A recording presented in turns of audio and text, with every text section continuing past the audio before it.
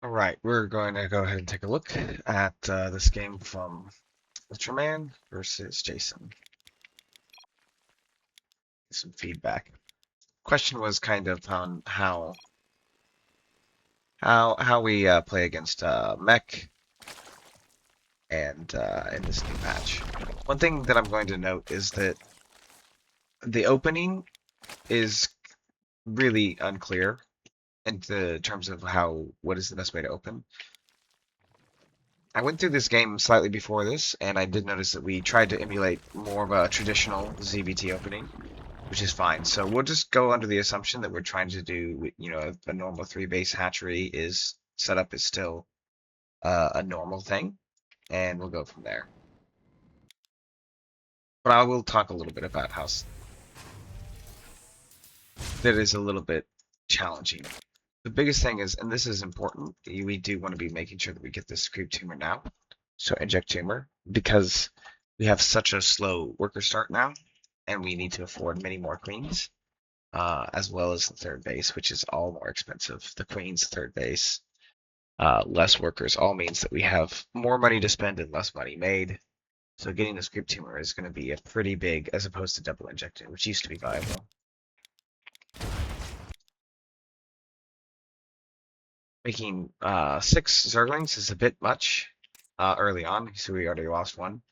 In the previous start, only starting with 4 Zerglings was more standard. It was sometimes people would get away with 6 just to kind of make the game a bit easier on themselves. However, I think in the earlier time you probably only want to go with 4 now that the economy has changed so much. We're also missing. We should be more making a third queen at this point if we plan on taking a third base.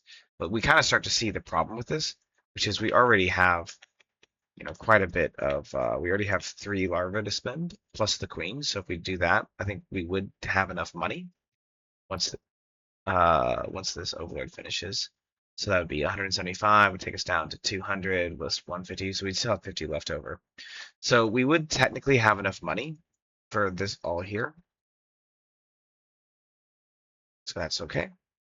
But we're already noticing that we're like supply blocks. So these numbers are going to be quite different too these days.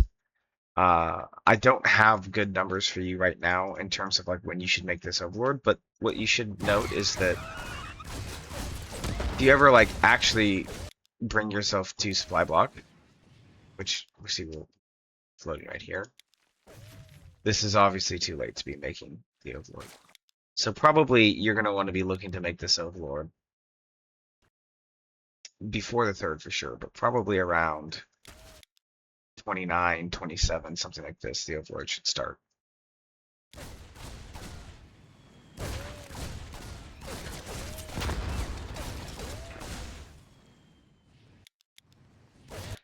In the 12 worker start, we would have been starting during this. We would have started at the third base. You can see how if we wanted to afford the third base at this point, it would be almost unrealistic. Um, there's larva. We need an overlord. There's larva that's going to be floating. We need a third queen started. So this is the big reason why perhaps, three base might be kind of coming out of style. You see they were just very tight with the money at this point. Um, that's just noting that.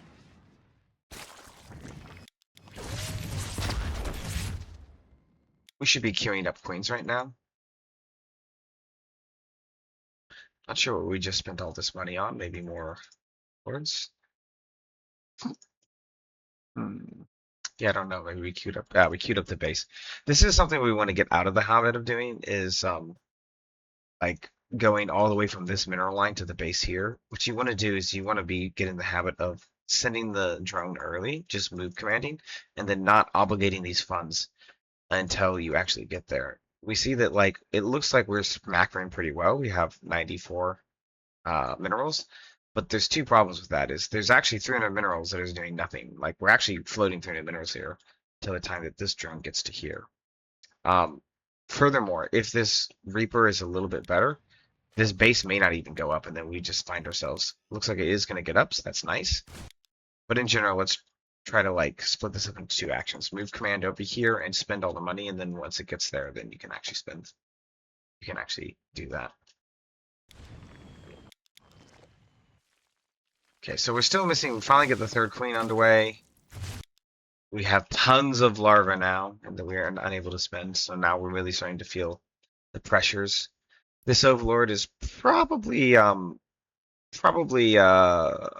timed, but I think we maybe could have spent this larva into drones first and then the overlord. Just with how slow the money is coming in. The big thing here is as we're doing this, we're still going to want to go quite a few queens. So in the old standard, 3 queens on each side, so 8 queens total in the standard.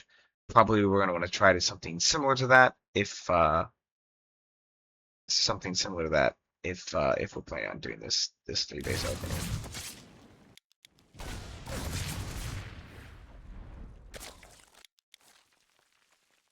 So we should be queuing up a queen here, spending larva, queue a queen. Once we get here, like this is something we have 15 of 15 here. We can start to set all of our rallies over here at this point. And just like manually rally 1 egg this way and then 2 eggs into the extractor.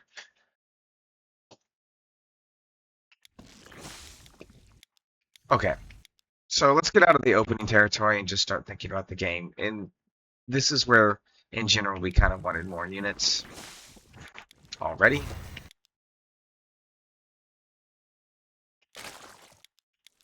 But we see how we have all this. This is probably meaning we should probably have a lair on the way at this point. Really, if you look at this, we've started the battle cruiser. You want your lair to be timed up when like a banshee with cloak could be in your base somewhere around there, or at least close to there. So this is like a good little marker. But in general, too, like there's no reason to be having all of this gas if we're not planning on getting some way of using it. So the fact that we have all this gas either means we should have pulled out much sooner and not like resaturated, but more likely than not, we really should just be getting the lair and a bait nest to cover down our bases.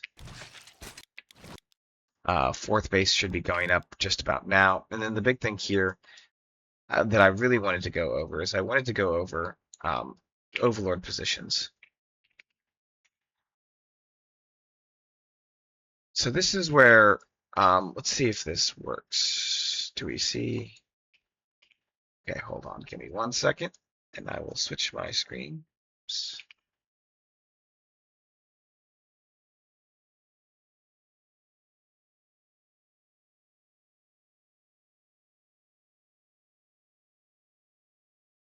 So the overlords, if you notice here, if we switch this to our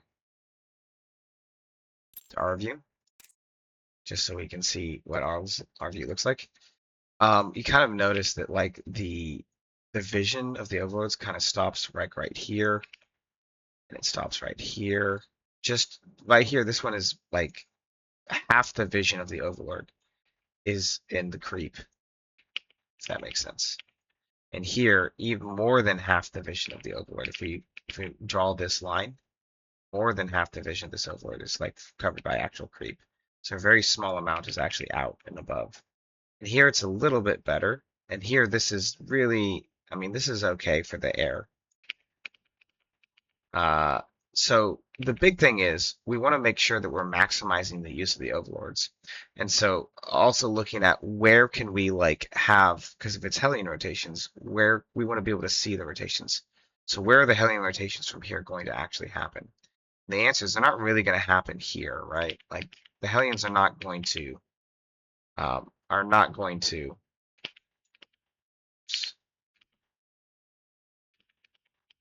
Hellions are not really going to be rotating in here. They're going to be using this area out here to rotate, and this area, and then this area. And so if we look at like where the longest parts are, like here is not so big of a deal, because if you see the Hellions come up this way, they have quite a huge way to go around to rotate this way. So it'd be nice to get more information about these rotations, but it's not too big of a deal. So, but here, you know, they come up this way, they come back. They could either be rotating this way or they could be rotating this way. They would be seen by this overlord, but really, if we look at the problems right now, the big problems are going to be that once they go into this area here, They could be going this way, we won't see them, and they could really skirt the edges here and come this way. This Overlord's a really well-placed Overlord. It's really helping stop that possibility of like them coming this way, but really we don't know. This, right here is where the biggest problems are. So really this Overlord needs to move out here, and then probably we need two Overlords over here, one here and one here. And if we have that, then these four Overlords provide really good coverage of all the Hellion rotations. And that way, like if the Hellions are here, you can have your queens here and queens here. If the Hellions then come back out this way and rotate this way, you can pull the queens from here over this way. Easy, right? But then if they come back this way, then you still have queens here and here. But if you start to see them move this way, you can maintain this formation. But if they move this way, then you can move queens down this way and queens over this way. So a big part of this early defense right now is just hinging on the fact that like this area right here in front of our base is not covered by overlords. And we're not going to be able to have our two queen hockey groups here and here in defensive positions correctly. So large part of like how early game StarCraft works is that, or really all StarCraft works is you need to see where your opponent's going to come from and so that you can have the units in position. This overlord just needs to push out this way. It's good from the beginning of the game, but we need to remember to move it out. And then I would say that probably if we look at kind of what overlords we have available, I would say probably if this overlord was out more this way, and then this overlord's out this way, that's probably would be best. We have tons of overlords on the map, so we just have to find. Yeah, I'd send this overlord maybe over this way, and then this overlord can come up this way and sort of fill in this area. Okay, let's keep watching. A new big note, this could have been really bad.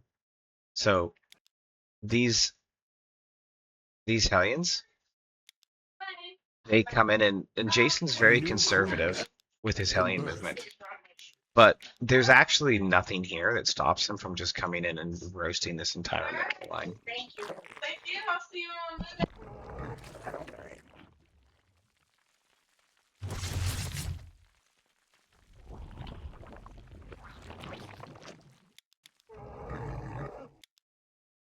Could have been really bad, but he just chose to not punish us for this.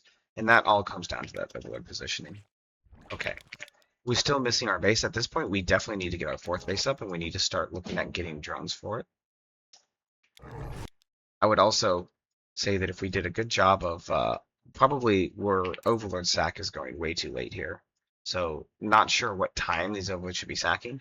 But again, it should probably be somewhere around the 5-minute mark at this point. Previously, we want to be over and seeing what's going on here just based on what we've seen is happening here. So if we start moving at like 440, like not sure where this overlord even is, but yeah, this overlord seems like it's quite a bit too late in order to actually sack itself. I would like to see this overlord if possible. Instead of coming here and just looking, it's probably better if this overlord comes out and we could find a good place for it to, it could come out here.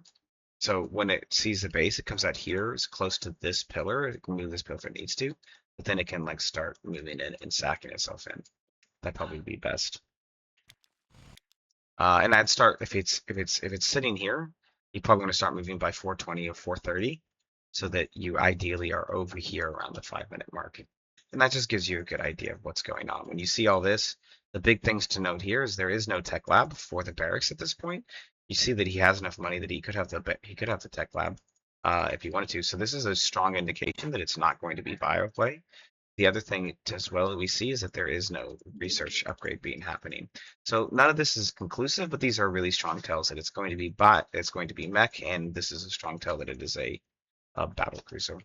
When you see this setup, you're going to want to start to make extra queens in order to make sure that you're getting your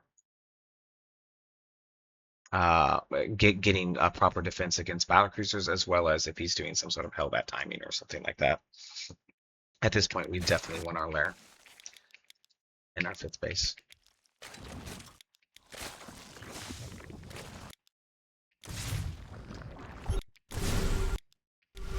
notice he's abusing our lack of vision that we talked about earlier. This does move out here, but we still are missing this overlord moving out here. And we have all of our queens moving around. You really want to have these queens split up into 3 and 2 or 3 and 3.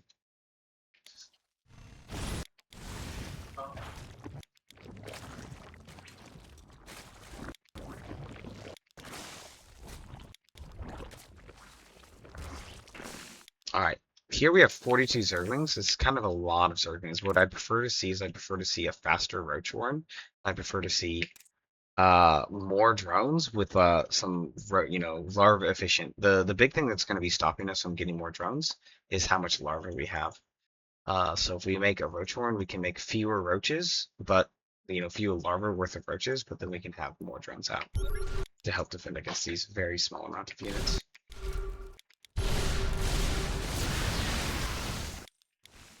At this point, we really need to be up to like 80, 90 drones, and we need to be saturating all of these bases to have a fifth done, and probably a macro hatch as well. And then this is the big thing too. Big reason, look, we basically really want to be maxed out by this point in the game, or close to maxed out with a pretty big army. We want to see this move out. We want this centrifugal hooks to be done, and we need to like have Banelings morphed already, so that like when he tries to like do this massive move out, we can meet him as soon as he reaches creep, and start to like run Banelings into his Hellbats and start dropping force him to siege up further back and start dropping biles. So we actually want to make Ravagers here, at least probably like 13, 10, maybe 12, somewhere between 11 and 12 Ravagers here. I'd say like 11 is a good number. And then we want Banelings, and again, the Banelings need to come into all the Hellbats, and the Ravagers need to start dropping biles on siege tanks. The more this creep can be pushed out, the farther out we can engage this army. But kind of one point that I want to bring up as well is that we really should see this army moving out. So the fact that this army, he's doing a good job of trying to, like, if we have more roaches out sooner, we do have roaches. These roaches should wrestle map control away from these Hellions. These Hellions shouldn't be allowed to, like, retain map control. And then once they do that, like, we should take the watchtower. We should have on lings on the move out path here, lings on the move out path here, lings on the move out path here, one ling each. And it's going to be a game where he can't tries to move around with his Hellions and clear your vision. You need to have like roaches, and you need to have your army stop him from clearing your vision, because you should have map control, and then reestablish it once he clears it. If that happens, so it's sort of the same. We'd have like a ling here, we'd have a ling here. These are probably the two most important lings, because these are the two biggest move out paths, but you could also have a ling here and a ling here. And then when he moves out, let's see him move out. So you notice he goes with his Hellions first. So this is something where, like, as soon as he clears this vision, we want to like move with our army to try to like reestablish the vision. And in doing so, we would run into, okay, he's got his Hellions, we'd throw some Banelings into his Hellions, and we'd realize, oh, you're actually trying to push, and we'd start to engage more out here. Again, partially this is a problem of creep, because we don't really want to engage all creep either, but I'm going to start with the saying that the first thing you need to focus on is like establishing vision and noticing that this is happening, and not letting them siege up this close to our base with no Ravagers and no Banelings.